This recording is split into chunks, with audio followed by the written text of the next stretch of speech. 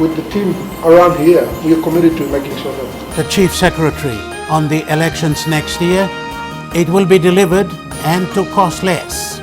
And Raymond John Awagila makes a small mark in a big village. Doing mechanic work was and is still my hobby.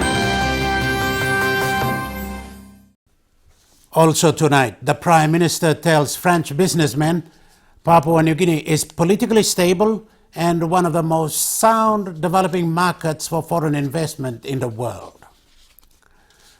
The elections next year will be delivered and on time, and it will not cost $500 million kina as has been the case in the past.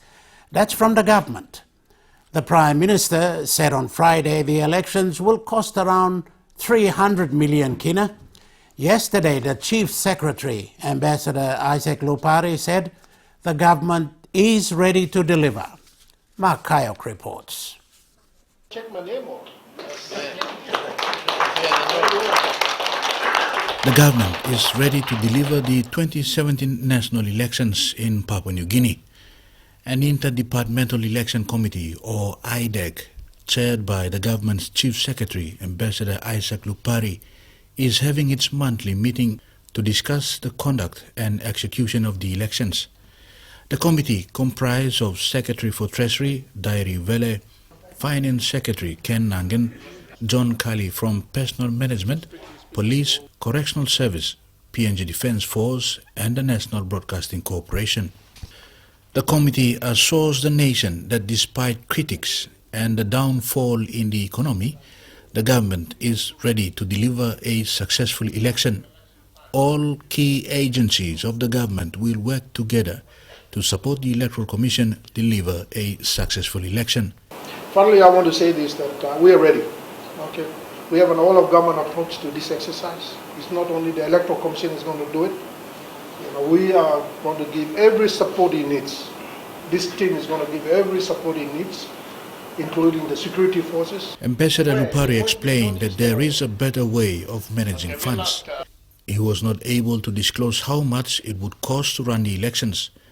Prime Minister Peter O'Neill announced that the elections will not cost $500 million kina, as has been the case in past elections. All the cost of all this running the elections is very expensive. So we are cutting back that structure. We are saying we will buy the cars for government. We will not hire cars, meaning that the government will provide the cars for the elections and then they will leave it for the police or ambulance or health in the districts to continue to use as a government vehicle. How many cars? Well, it will mean probably 200 or 300 cars. Okay. But rather than hiring So 200 or 300 hire cars, what's the amount then? well, it will be, we're going to buy duty free, so it will be less than the normal cost. The second thing is like chartering for airlines and airplanes. The cost of spending during the election is like paying for one airline that you could be owning. So why can't we buy it for the Defence Force? So the Defence Force need to refleet their aircraft. So those choppers and those fixed wings can be used to transport ballot papers all throughout the country. But we are buying an asset, it can be used for many years down the track.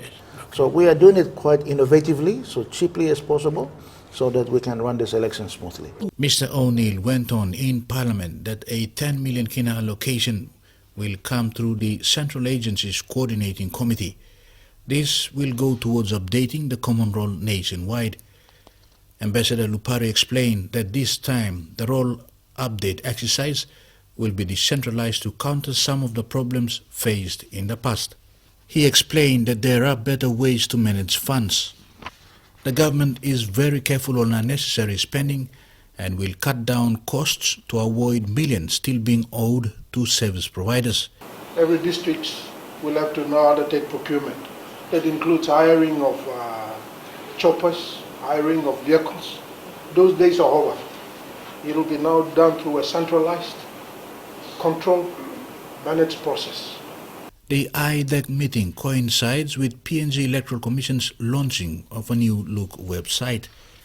Ambassador Lupari said getting many names on the roll in PNG is difficult as people sign false declarations, making it difficult to keep control of enrollment numbers. The website is the first of its kind and indeed a milestone achievement for the Commission.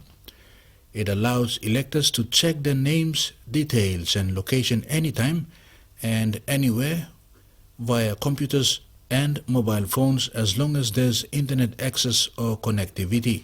This is a tool to help us and the public in terms of checking the names, so it's easier for people to check, and instead of coming to PNGC headquarters asking for their names, they go online to check their names, and if the names are not there, then they go and register. The first phase of the role update exercise in its province was completed. It involves removal of ghost names, multiple entries, deceased and underage voters. The next phase is displaying of the clan's role in provinces, districts and wards and is expected soon. The PNG Electoral Commission will continue to work diligently with stakeholders and the government to update the electoral roll. The IDEC committee will meet next week to finalize a program for the 2017 national elections. Mark Kayok reporting there. After the break, we'll see the work of a small man in a big Motuan village.